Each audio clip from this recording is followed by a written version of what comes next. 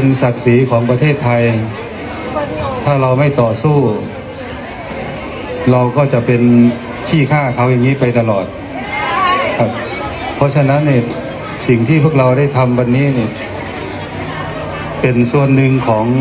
รักษาศักดิ์ศรีของประเทศชาติเฮาซึ่งเฮามาอยู่เนี่ยเพื่อลบให้ลูกหลานทหารนะฮะให้เขาได้ต่อสู้เพื่อเอาแผ่นดินมาเฮาอาจสิลำบากจักหน่อยนึงนะครับสิ่งที่เราทำเนี่ยทำเพื่อคนไทยทั้งประเทศที่เข้ามาอยู่นี่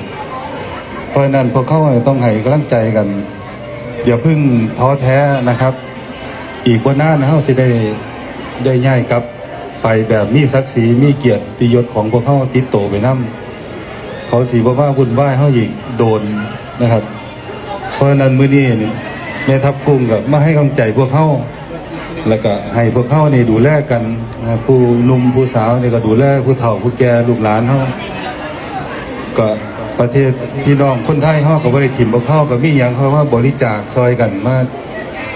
อาหารแห่งอาหารสดอย่างกับมาซอยกันเฮ็ดทำครัวร่วมกันมีความรักความสามัคคีกันเด้อ